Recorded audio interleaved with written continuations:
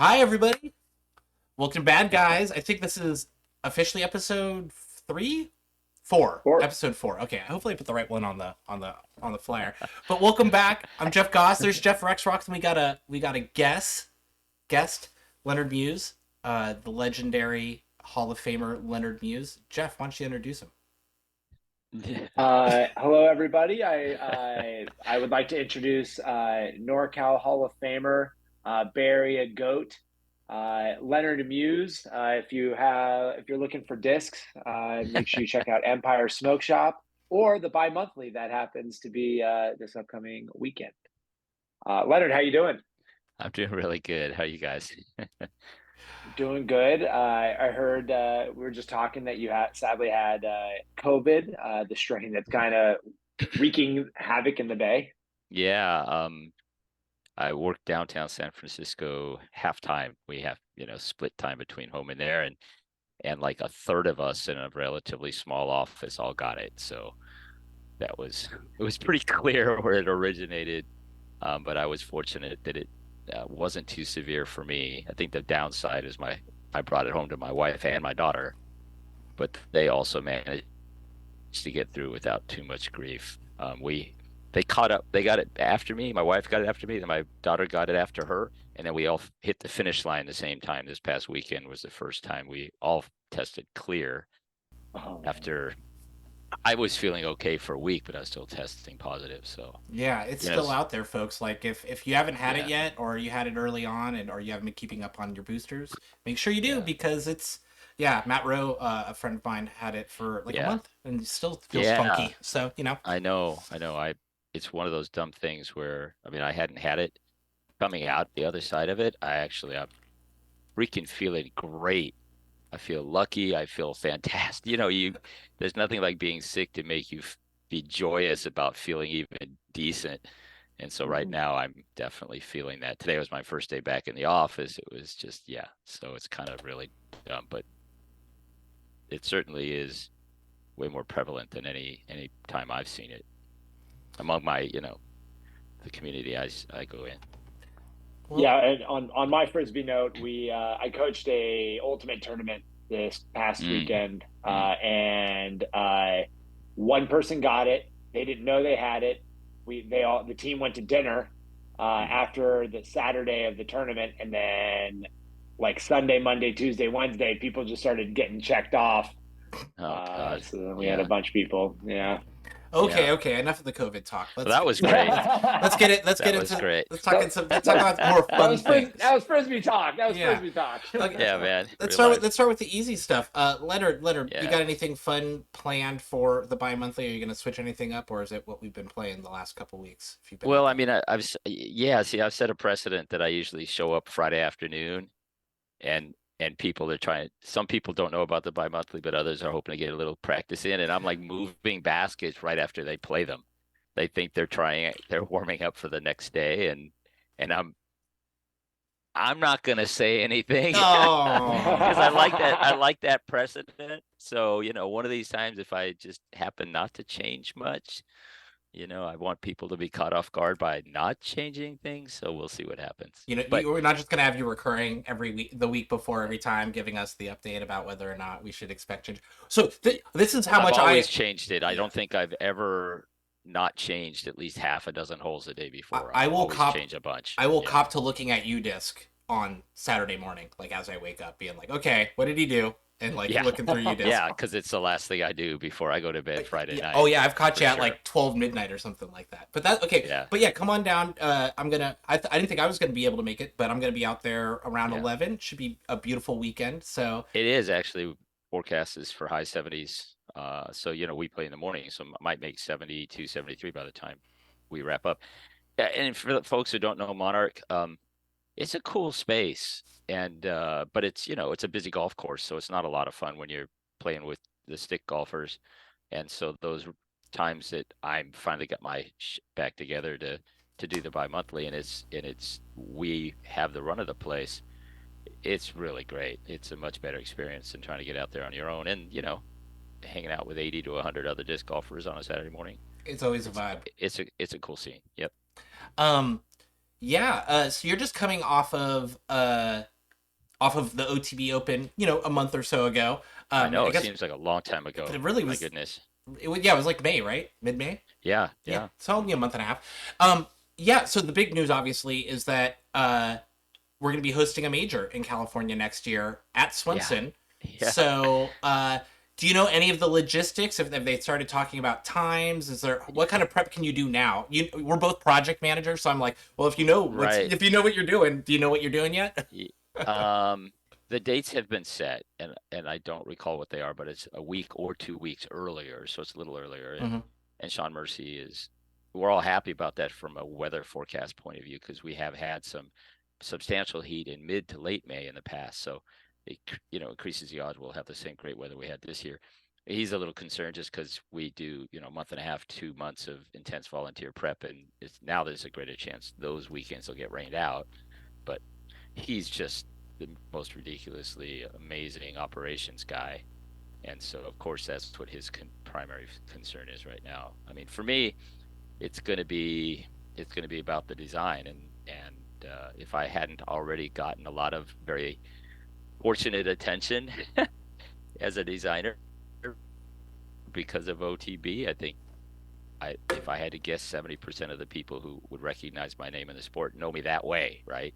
Bay Area folks know me for any number of things, but outside the Bay Area, California, especially if you're not old school, folks know me as the OTB designer, and so I'm going to be front and center for this because they did establish a precedence of wooded courses, which I think I dig that vibe. I like the idea of kind of having flavors. USDGC is not going to change. European Open is probably going to have a fairly consistent sort of track over time, right? And so, you know, folks are a little disappointed, just to be generous about it, that that it's not going to be a wooded course. Oh no, another golf course. And so, it'd be interesting to see if I can come up with stuff. Um, the, there's two things that are true about that from my personal perspective about designing. First of all, I know it's Champions Cup, and so I will make it a little tougher. That kind of goes without saying, but um, I like technical golf too, and so I try to make that course as technical as I can, given that it's a golf course. Yeah. And so folks would say, "Oh, good, you'll just make it more technical because of the wooded history." Well, I already, if I could find more, I would have. So that's true. I would have already done that. And then the other thing that's true, and OTB has, it makes me mad, and also it's amazingly good in some ways, has shown me this. I seem to be a better designer when people tell me the things they want or problems they see. It seems, I mean, I'm out there grinding so hard to find the best possible layout. And then somebody says, there's too much of this or not enough of that. And somehow that just stimulates a part of my brain that I just can't release until I get that negative feedback. And so the same thing's true with Champions Cup. My first thought was, dang, I mean, I'm already making it as technical as I can. And although I don't know yet, we're going to have 4 rounds, and we'll probably have an A layout and a B layout, but I don't know what that means yet. It can't be completely separate tracks because we're not going to install a bunch of new tees and Yeah, yeah, crisscross and all yeah. that. And I also don't want it to be just the exact same tees with a different basket sometimes. But now my brain is finding shots and thinking of course flows that I'm like, how did I not think of that before? Wow. So do you think there are going to be some And so I'm substantial already changes there? stimulated. I don't know what so project management stuff. I haven't been given the parameters of this. I don't know budget or just the general framework of um, 5 more new tees. We're going to do ABBA, some sort of general sense of what they want in terms of Yeah. you know.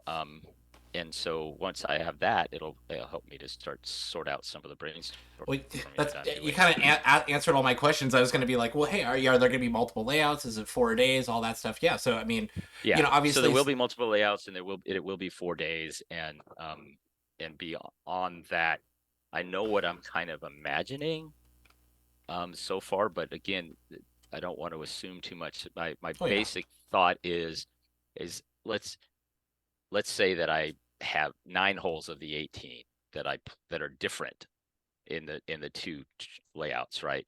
I don't want to do the standard layout as A and then all the changes in the other layout. I'll want to mix them so the half the changes will be in layout A and half the changes in Yeah, layout yeah, that B, makes sense. and potentially something thematic. I don't know if one will be the bomber layout, one will be the more technical. I have no idea in that regard, but that's the only thought I really have is I don't want to just do regular layout versus other layout. I do want to have it a little bit more dynamic. Um, but yeah, we'll see. But it's funny. I love it and hate it, man, because my brain is finding thought ideas already I didn't know I had, and it's only because it's a major, and there's a lot of people who are mad that it's on a golf course, Yeah, and those things are definitely inspiring me. I feel like we've had some pretty fun, exciting tournaments with the OTB Open. So Oh, it's there's it's there's been definitely so some good. great score separation already, and there's some great technical challenges to it and length to it. So I'm sure you given a year to muse on, haha, no pun intended. Nice. Um, to think about it, working with the Shans and all those Yeah. guys, it's gonna be really really fun. Yeah. I mean, I think the reality is they'll probably give me a green light to get out there and start thinking of ideas in about 2 months. Hmm. And then sometime I'll have about 4 months to work on it because sometime around January, February, for the most part, we'll have to lock it down and Yeah, just start figuring out the operational part of it. Because normally we have more time than that and the changes aren't as extensive. But I mean, more time to get to a final design than that. I can still be tinkering with a couple months to go, but I don't think I'm that have that much runway on this occasion. So um, I'm looking forward to it because honestly, I can't turn it off, yeah. and I have a bunch of other course stuff in my head and disc golf stuff, and it's just like it's buzzing around in the back of my head constantly. This Champions Cup thing, and if I could drop everything and go design it tomorrow, I just would because It I'd would get love you to get not it have out of your head, right? I'd love to not have it buzzing around in there. Yeah, It's gonna run I'd into love to be able to Shasta, just work and on it's it. gonna run into It's yeah. Um, I know this is probably a question more for the Shans, but Hmm. do you know if there's going to be any auxiliary events around that are similar to the offerings you guys had at the OTB Open before, like the AMS version and all that stuff? Oh yeah, there'll be a AM weekend preceding. I'm Okay, pretty sure cool. that's happening. And then when you first said that, I don't know if this is what you were also thinking, but given the time and the prominence of the event, I bet you there's other stuff too. There'd probably be more community events. There'd probably be more tie-ins of all kinds of who knows whether it's sponsorship or community engagement or who knows what more local news Yeah. media. It could be a lot of I think all of that. One of the things, I mean, when I look at OTB, I think there's a ceiling on how good the course can be, and I think we get better every year. But I think you know B plus is about the at when you're grading on a tour quality scale. I think B plus is the most you can hope for a track. It's just the terrain. I'm a good designer, but nobody's the best designer of. I'm not 20 good designers in one, You can't go out right? there and plant But a the hundred operation trees. of you know. yeah, and so there's a limit to how good the layout can be, but in my opinion, the main success of the event or the strength of the event and probably quite consciously why it's coming to Stockton is because they run such an amazingly good operation there. Holy crap, they run that tournament well. Mm-hmm. And the experience up and down the board, players love the execution, fans love the execution. The relationship with the golf course is amazing.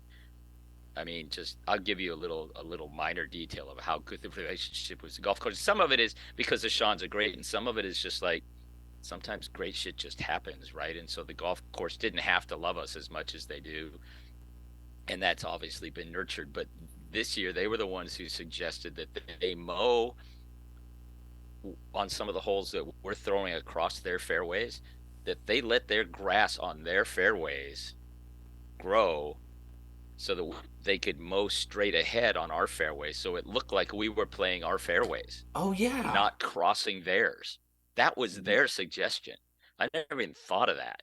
I mean, I've played golf from forever, and even as a designer, I'm thinking about ground play. It's like, okay, this is the high grass, but short grass because I'm just taking for granted that that's a given.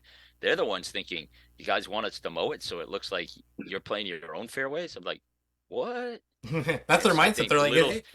little things like that with Champions Cup will probably be, and that's the thing. I'm tweaking the design every year, and I look at how well Sean Mercy and Sean Jack run their part of it. Their innovation and improvements, man, they are hungrier than I am. I've never worked with folks as hungry as I am in terms of wanting to do better every time. They just keep finding more and better stuff. They just execute the hell out of that. And so I'm incredibly impressed with it. And so I'm looking forward to what they come up with, whatever it is for fan or player experience. Oh yeah. I'm sure it's going to be crazy good. Yeah, if people remember, like Paige got a bunch of grief because she said because they had it was the first year of OTB being at that site, and then Mm, immediately following that was the women's USWDGC right, in right. the local area, and it was and she had not made a complaint, but just kind of said that, like, look, the tournament I was just at was just a million times better than this one. And it set such a high standard that I can't believe I'm at this major and it's not even close to being that standard. And I caddied for my partner, Kaylin, who played at USWDGC that year. And I agree. Like, and I'm an OTB lover. Like, I'm an OTB simp. I go every year. Uh, I spend a lot of money. Yeah. And it's right. They throw a great party. That's what I call that tournament. It is a super fun party that has great golf. The course. One of the things I think is super cool about that course is that weirdly, video just does not do justice how hard that course is, Yeah. and it's incredible how good those players are. Um, Yeah, right. that first year when you had the par five that went along the right side of that like rivery creaky Yeah, bog, there's a slough out uh, there. Yep. and only a few people were still ripping in three shots. We're getting in eagle territories, Yeah. and just standing next to them and listening to the disc rip and seeing the lines that they were hitting, it was absolutely Yeah. crazy. I'm looking at like there's no way that like par at best on this hole, and people were absolutely getting eagle chances on it. It was crazy. It was incredible. I got a question for you. Yeah. This year you had on a few holes you had pin movement based off of the round. I think it was like Just round one. one. Okay, one. Yeah, yeah. Is that something that you put like there was a lot of feedback through podcasts that I listened to saying they really liked that. And that Brody Smith has been talking about this forever, that they do it in golf by moving, Sure. like The moving flag day stick. is, Yeah.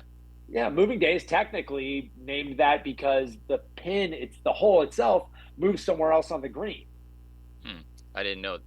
They move the flag stick every day at PGA tournaments. That's what I thought. Yeah. Okay. Yeah, and so I thought moving day was just sort of Either way. it's like the third lap of a mile run on the track. It's just when you sort of position yourself for the final lap. But that was only done because we had found out about a month before the event that Champions Cup was going to come there, and Sean Jack asked me to, can you design a couple of Champions Cup holes real quick? It's like we'd already shipped the caddy book. And so honestly, I designed that at home via satellite because I knew there was space back there. And I'm like, well, I can stretch this one out. And so he just wanted to, I think he wanted to show the world that, look, it's not a static track. It's not a one-dimensional track that if that you could actually come up with interesting other shots, and this place would be entertaining for two distinct layouts. And so I think he just wanted, in the end, he just, went with the one hole. Um, and so, yeah, we did that on Saturday only. We stretched it out to a par five, and it, it was, I won't get into the data on that because I crunch the data, and some people think that that's sort of how I stand out in terms of being a designer. I think how I stand out as being a designer is I'm desperate to have 20 different ways to think of it, and crunching scoring data is just one of them. But the scoring data there on the new holes didn't tell me what I thought I was going to learn from it, but it also maybe told me the players hadn't had a chance to work on that hole that much because they didn't quite score as well as I thought they would. But anyway, that's what that was about. Why we did it this year was just a way to kind of preview the fact that we knew That's so Champions Cup was cool. coming. That's so cool that you Yeah, guys were Well, sneaking that in a little bit because of that. yeah, and did you get any feedback from the players about that hole and the fact that the pin moved? yeah. Yeah. I I was surprised because I heard more positive feedback from the guys. I didn't hear much from the women, Hmm. and I didn't like it that much for the guys. And so let me geek for a moment on design here, right? So number 9, kudos to the golf course for letting us especially put the men's tee right next to their golf green, which is still insane that they let us do that. It's literally 10 feet off their putting surface on a par 3. It's like, how did they ever give us permission for that? But glad they did, because what would have been a B+ hole is now an A+ hole. And a lot of pros say it's probably consensus best hole on the course, just from a pure golf perspective, maybe not from wickedness perspective, but just pure risk reward. So anyway, it's a long dog leg, right? And you've got to carry the corner, and the more you bite off, the better position you are. Getting to the green in 2, the women's tee is 125 feet further up, 150 feet, is equivalent difficulty, right? But the difference in the ability of the men versus the women to convert the putt is an important distinction here. So the percentages of men and women getting to C1 and C2 is not that different, but the scoring is a lot different, because a lot of women are deep C1 and they're still just getting pars. And so my intent with that layout, by adding 200 feet to the women's hole, was to say, those of you who see the women taking the risk of going across in 2 and still getting par, and they're thinking to yourself, screw it, why am I taking that risk? It's hard for me to get across. I can play it safe and get a par. My intent was, if you get across in 2, now you've got a wide open 200-foot approach shot that you're definitely going to get close C1. You're not going to have a 38-foot putt. You're going to have a Yeah. Okay. 23-foot putt, and getting across in 2 would make a much bigger difference for women's scores than the current hole. So even though aesthetically it's not nearly as nice, I thought strategically it would encourage more women. I just got to get it crossing 2, because if you don't, they've got 380 from the edge of the water to try to get, if they lay up short in 2 and then they try to somehow miraculously still pull off the birdie. So that's what I hoped would happen. And then the scoring average was almost exactly what it was in the other rounds. Oh Like, wow. come on, that's got to be it's got to be a third of a stroke easier. And so, but they played it once, and most of the women in the tournament have played that whole, 3 tournaments by now, 10 times to 1 time, and maybe they just didn't Didn't even get adjust. it They're just dialed like, yet. yeah, we'll just play it Yeah. the same way. And for the men, it's just, I added, 320 feet to and some reasonable gaps, but it's a little anticlimactic. The shot over the water is such an ideal. If you do the risk reward and you give yourself a 270-foot shot with a perfect drive, you're probably going to cash that. And if you lay back in your 370, you can still execute it.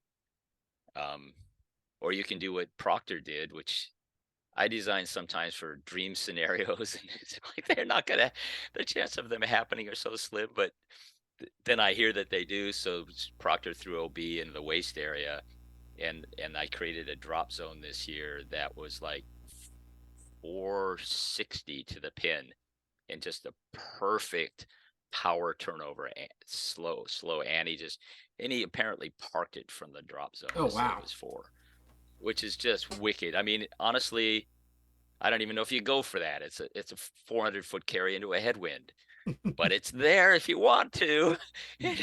Proctor go ahead, puts it in C1 and cashes the putt. So that hole has got all kinds of cool shit going on. So anyway, that Yeah. was it's going back to Monarch Bay. Just the tinkering. It's like always like, oh, what if I do this? How will it score? Hmm. What will happen? And that's and it's incredibly thrilling to be able to imagine a hole and then see people play it. And obviously with the pros, the chance of them playing it the way you imagine it is so high, because they're so good. And so it's yeah, it's it's really cool. That's awesome. Well, Yeah. we've already had you here for 25 minutes. I want to make sure we chat a little bit Oh my about. God. Yeah, that's right. I'm just like, No, it's I okay. go on Hey, forever. man, I'm terrible. hey, man, people can sit that back and listen to you talk all the time. Um, Yeah, absolutely. but let's just Yeah. because I also have a game that I want us all to play. So let's just quickly Okay. touch about because I was involved in this as well. So I want to make sure that we chat about it. But let's talk a little Yes, bit sir. about Southgate Park and Hayward. Do Yeah. you want to just give the sort of vitals and kind of where we're at with the Yeah. Well, project? first of all, hat tip to Scott Riley, because Scott um, has had a relationship with the Hayward area recreation district for several years, and their people have come and gone, but he's managed to stay engaged, or the new folks found him and connected with him, and they found me too. And at some point Scott and I were like, oh, they're talking to you too. And we got together to work on it. And then he had done a draft design, and then I did a design. We ended up going with my design, but he's a big part of why that happened. He helped bring them along, and when they and to give them confidence and expertise when they were thinking about, yeah, we're pretty sure we want to do disc golf, but we've never done it before, and they were wading into that water to find out what it was like. And so and then he showed up in the build phase, and did a lot of great work during the build too, especially the day I couldn't be there to do the concrete pads. So um thanks, Scott. That was an amazing contribution there. So yeah, it's a beginner course, and the weird thing about beginner courses is that um I think the sport as a whole, it's true. But it's I think most of the disc golf is regionalized, and so what we understand to be true about the sport is kind of just what we know in our area, and it could be completely different in Colorado for all we know, in terms of what a good course looks like, how tournaments are run, all kinds of things, right? So the definition of beginner course, entry level course, I used to think Walden Park was, yeah, it's flat, it's simple, it's relatively short, you can't lose a disc, it's straightforward, the signage is fine, but the holes, if you throw 120 feet, you're going to throw that same disc 20 something times on a 9-hole course. It's kind of like it will get tedious. And I had that experience with my daughter, and so I don't when she was 7, she went there and got bored after 3 holes. She wasn't that into it anyway, but she was still, and she could throw about 100 feet, but she just got bored after a few holes. And then there's a little course in Concord around a swimming pool, if you guys don't know Geringer, and the holes there were 100 feet. And so she goes there, and she actually birdied one, and she lost her mind. She was like hugging total strangers, and then and it's a little 4-hole loop, and then I couldn't get her off of it, so she was done in literally 25 minutes. She was done at Walden, but she played for like an hour and 25 minutes at Geringer, because just like it spoke to her, and she could get a score, and she was just in loop after loop, and it was just so. I had to witness that, and I even wrote some dumb article about designing short disc golf courses for the PDJ Mag, when I had never really done what I considered a true beginner course. And so now we have one. And I mean, I wish it was a little more technical. I wish there were more trees in the way. You could teach people some baby shapes and stuff. But 150-foot holes right there for you, very nicely installed with quality tees and signage and baskets. Um, and I think, as I said at the event, if you're imagining trying to build anything, any um, any enterprise, any concept, and you're trying to figure out how do you build it to be healthy throughout all the levels of experience, intermediate players, pro tour, whatever it is, that foundation has to be there. Yeah. And the foundation, and at least at this point in our sport, the foundation is going to be players. Maybe later, if Sean Jack has his way, disc golf becomes an event that you don't even have to ever have played, that you want to be part of. But our sport's not there yet. So the blood of the sport is going to come, all the fuel of the sport is going to come from people who play the game. And if we want to continue to nurture the game, you've got to bring more entry folks. So you should have 4 maybe beginner courses for every 2 or 3 intermediate for every one Really good, yeah. extremely challenging course, right? Something like that. I So never. I'm hoping we I'm hoping to find out if that concept, it makes sense now. Yeah. I've been doing this how long, and finally I've done one. Well, and now we're starting to see interest from the cities and from other places, right? Where we would Oh, have hell yeah. we for the last 15 years we've had to fight for the courses that we had, and if you're going to go through all that rigmarole, you're going to put in a course that you're going to play, not a course for beginners, right? So I think that's true, but I'll admit myself,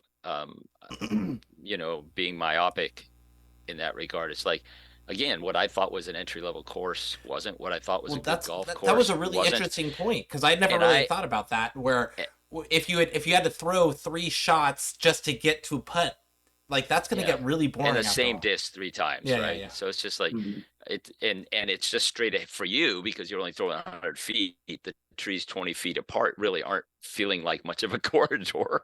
You're just Yeah. like, yeah. But the other thing is, I haven't done this for a long time, and I'm mad at myself. One day I take a week off from work and go do this. I used to cruise around the Bay Area and just kind of always have my eyes open like anybody else for parks. But sometimes I'd pick out green spots on the map and go see what they were. And if they didn't have like beautiful spacing of trees and these, and it's like, oh, 30 acres, it's like, whatever. That was, 10, 15 years ago. I'm like, I'm looking for this perfect terrain. I wasn't looking for what, and now, like you said, now the park districts of their own initiative are saying, can we please do disc golf? It's no longer we have to sell it Hmm. to them Well, more and more. and like you were saying They're before, coming to us and yeah. saying, we want it. Can you show us how to do it? And like you were saying before with OTB and the design there, where sometimes you work best in the constraints that you're given, or the complaints or the changes that people are wanting to see. Yeah. With hard Oh, saying yeah. this park or this park, and with Hell yeah. Oakland, which we're also trying to work on to start getting some Yeah. courses started in Oakland, beginner courses like this one. You'll go and they'll be like, "How about this?" And then you can go and just, well, what can we put here? What can we fit? Oh, You know, all that stuff, absolutely. I right? was going to say the exact same thing is I kind of, when I was stuck in my own narrow sense and I had no idea how narrow it was of what a disc golf course should be. And then they come to us now and they say, we want to do disc golf. How about that space over there? And Oyster Bay is the easiest example. We said landfill, yes, please, Yeah, because you're whole the East cloth. Bay Regional Park District and you've got all this other land, and any course is a good course, but especially if it opens the door with you guys. And then we took Oyster Bay and made it into something worthwhile. So, this whole idea of what is a viable disc golf course space, my 10 years ago, I would have told you there was maybe 20 possible places to put disc golf in the greater Bay Area. There was hardly any, and our chances of getting more than one or two were slim. Now I would tell you there's probably a couple hundred Yeah. Mhm. because all they got to do is point at a space, and there's a pretty good chance I can make it into something reasonably good, kind of fun for the folks, and functional and safe and worth doing. And so I had to grow through that myself Yeah. too. So the Southgate Park, which Hmm. I believe we call it Southgate Park Disc Golf Course on UDisc, if you want to look Yeah, for we it. do. Yep, It's yep. all you should be able to find it. It's playable. It's out there, Yeah, and we're eventually going to do a grand opening with Hard, but I don't think we put anything on the books there's yet. no date yet. Yeah, But I think they've done a lot of improvements to that park. And do a big again, thing, yeah. it's so nice that they're driving it and we don't have to sell them on it. But in this case, we were the beneficiary of all the other improvements they've made at that park. And when we come along with saying, hey, we're out there doing work and meeting the neighbors, hey, we're doing disc golf, the neighbors were like, this is just another enhancement to the park. Hmm. So rather than this, sometimes we encounter people like, what are you doing to our park? Hmm. You know, Mhm. there's this momentum that Hard gets credit for, and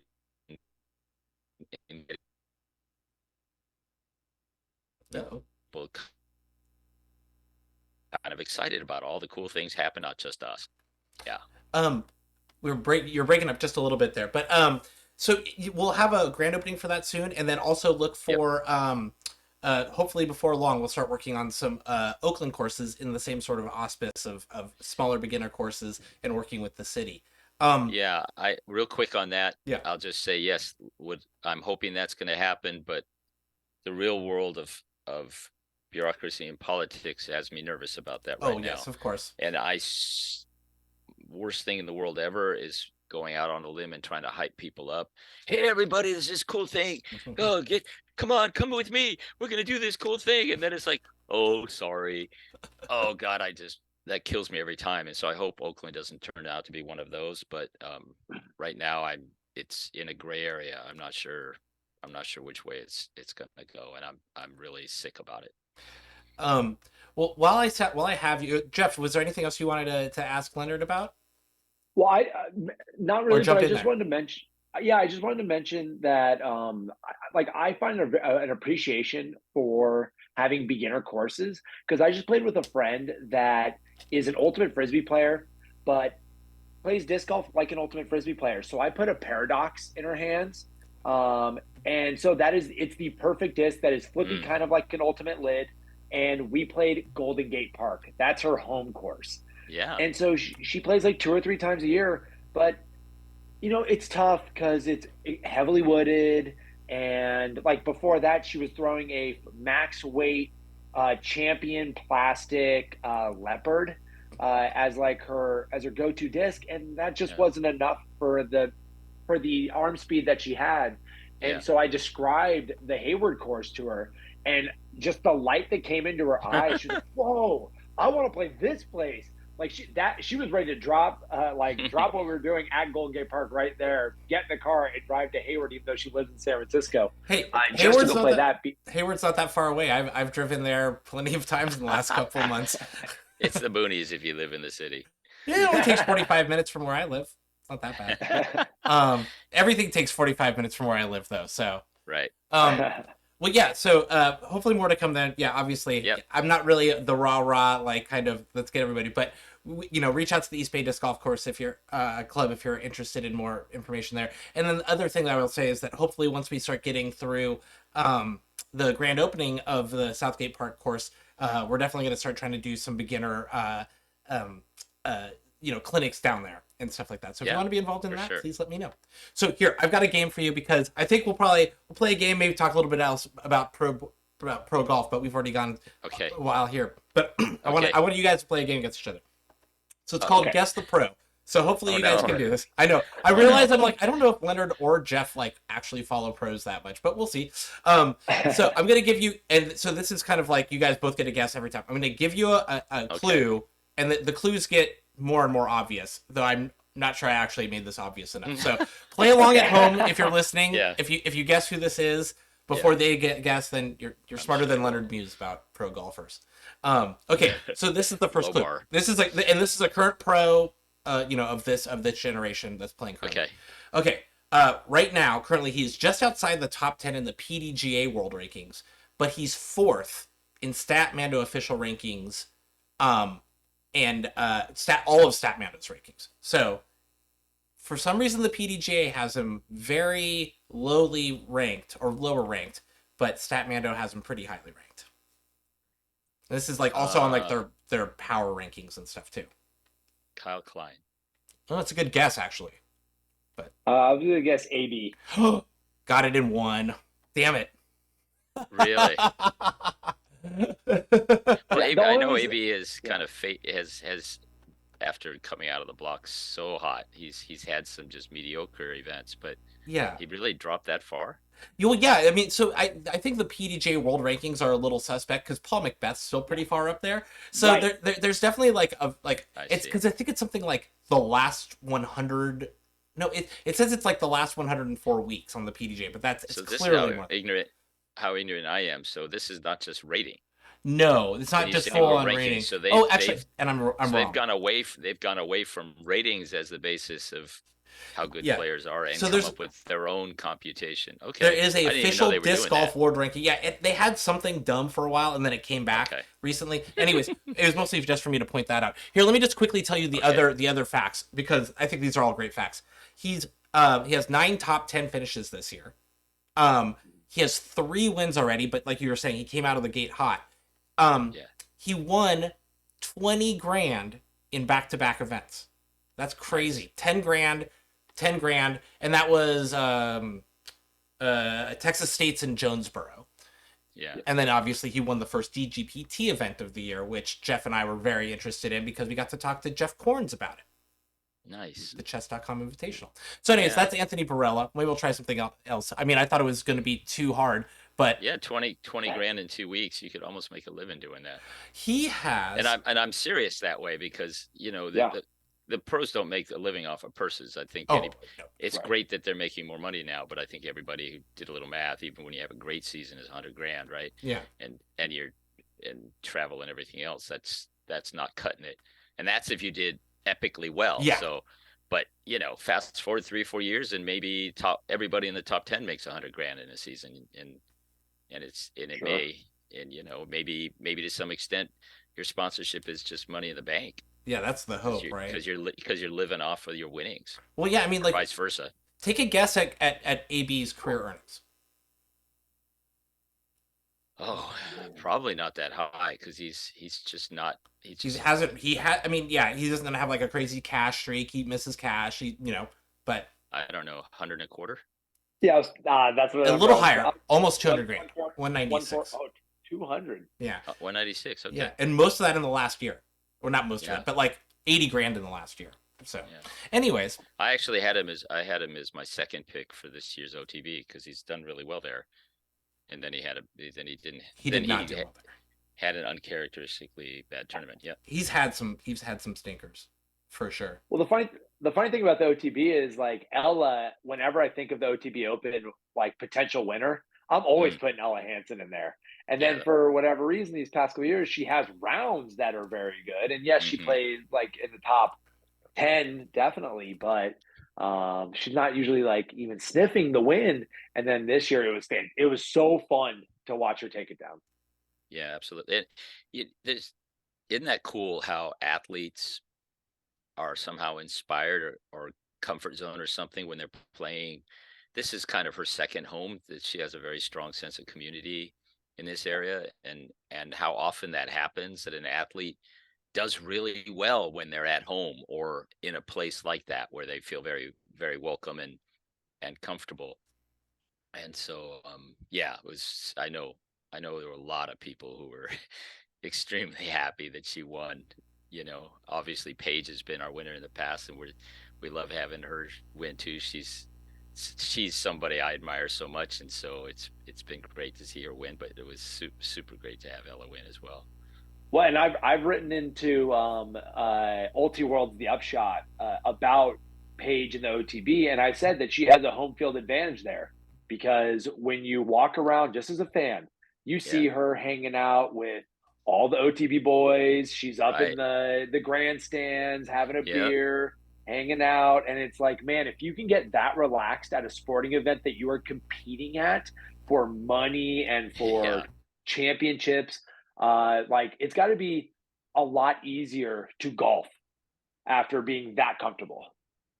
Yeah, I would imagine for sure. Just it's got to shake out a lot of whatever stress you're carrying when even if you're not just distracting yourself, just you release that, in some right? sports they So talk about, or yeah, like being at home, like because like for football they'll often stay at the hotel even if they're playing home games and stuff like that because it's less distracting. But I think with golf, you want to go do your normal thing and try to rest. I have Leonard. I have a question from the peanut yes, gallery.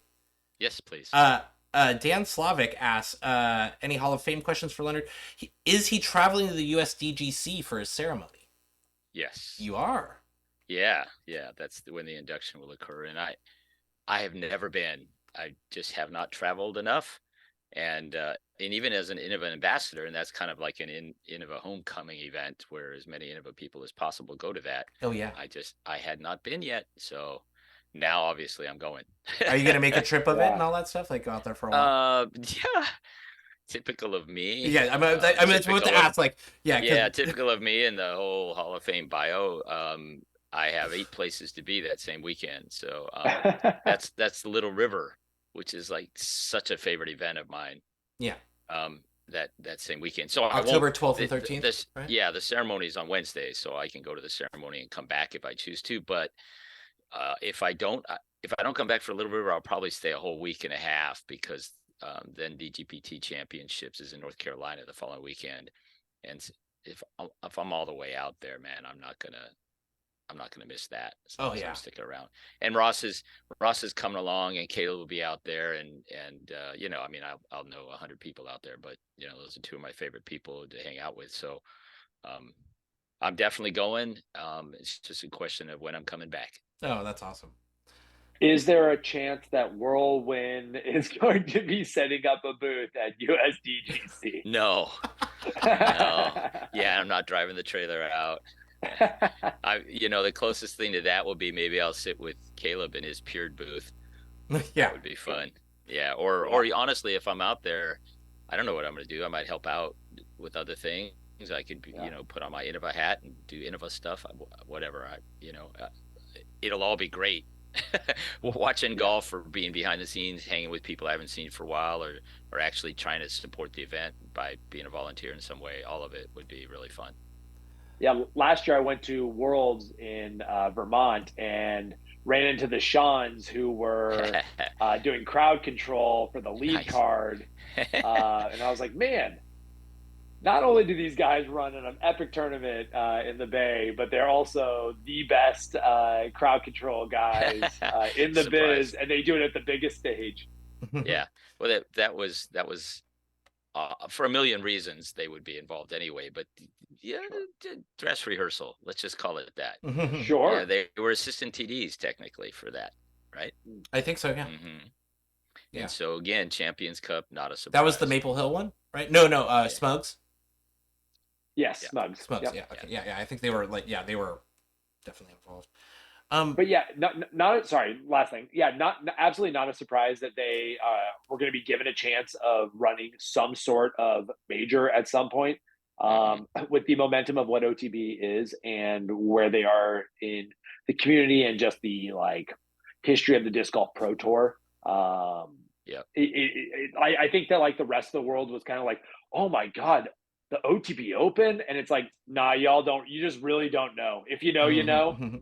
It's one of those Yeah. type of The- things. For sure. The thing that about makes those two. me feel a little better is that given the schedule this year, I was really worried that they were kind of right off the West Coast more and more. So it's nice that there's a major out here. It's going to draw more of the field out here, and Yeah. hopefully they align, the schedule in a reasonable way around it. I'm sure they already have got that figured out, but Yeah, I mean, I do know that was some of the weight on the scale for championships cup Champions Cup coming to Stockton was the fact that we haven't had any majors out here for a long time. So I think 1,000 Rated Productions on their own accord would have been able to get it because they can run a good show, and if you need somebody to jump in and run a great show on short notice, Yeah. who better? But also I think there was awareness that West Coast hadn't had a major in a while, was and the and last? this was an opportunity. I mean, yeah, there was Worlds. 2013 Worlds. There's Worlds, and then Santa Cruz Worlds before that, right? Yeah, 2011, Mhm. I think. Yeah. Well, Leonard, looks like you got another busy summer, buddy. Yeah, Yep. yeah, I do. I don't know how not to go hard. Hey, man. It's hard for me to turn it Well, off. we're here to but try to back you up as much as we can, but we can barely This- keep up, man. You the know. sport. The Yeah. sport is just is always got something exciting to work on, and that's for those of you who know my long history, and I'll just give you the quicks. Is like I had 10 very intense years when I first found the sport, and I competed as a frisbee player and ran tournaments, and then that became disc golf centric with the NorCal series.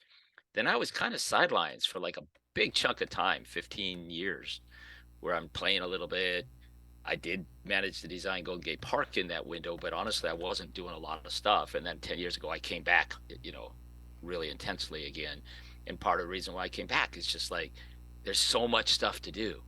This is not a sport that's evolved into a bunch of specialists and hyper corporate and all this kind of stuff, and just pick some little thing to be a cog in the a wheel in the whole mechanism of things. It's like, nah, there's innovative stuff, creative stuff. You can go find stuff you want to do, and I dig that. And so if it's design or retail or being on WIFDIF committee or whatever it might be, I mean, there's no better example of that than Caleb, who's just insane.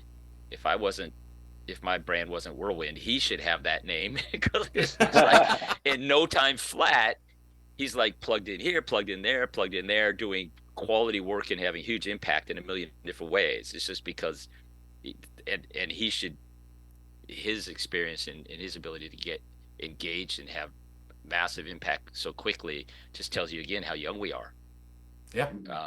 Because otherwise, you would take a lot longer to find traction and to find a place that you could be involved in that way. Yeah. I mean, So I'm not at the scale that you guys are at, but I mean, like I was out of the sport yeah, 4 years ago. I thought I was never going yeah, to play disc golf again, except for maybe once a year with buddies. But like, I went from 0 to 62. But I mean, yeah. I can't keep up with you guys or Caleb, because it's it's too much. But we're trying to do what we can here locally and keep it moving too. But Yeah. well, Leonard, we'll wish you a good night. I think we've been Yeah. going for a long time here, so. Thank you for Thank you letting so me much. suck up so much of your time. Yeah, well, no, hey, Appreciate it. we literally had no agenda. Like Yeah. we decided last week we're like we should do one, and then we didn't really come up with any ideas. And then I thought about you, and then he texted me saying, "Let's bring Leonard on." And I was like, if he wants to do it, let's do it. So we could just kill an hour with you every couple weeks, and then there's our podcast. Easily. Yeah, Yeah. easily. I appreciate and it, guys. to remind everyone, the first Pearl/Bad Guys podcast was just to interview Leonard about Oyster Bay. And I wasn't That's involved the at all only at that reason. point. Yeah. Exactly. Nice. Well, yeah. So everybody, come on out on Saturday. I'll see a bunch of you guys out there. Jeff, are you going out there and playing? Yeah, actually, my day opened up, so now I get Yeah, to we go have and play. about 80. We have about 115 slots total, and I think we have about 80 people signed up. So Oh, it's that's looking, good. yeah, it's good Good numbers, spot. and so we'll have close to a full house, but there's still definitely some available space. Okay. Great. Well, hopefully we'll see you before another month and a half or 2 months. Yeah. Me and Jeff will do that. Yep. Okay. Anything All right, else guys. from you, Jeffy? Nope, that's it. Okay. Thanks very much. Have a great night, everybody. Cool. Thanks, y'all. Bye.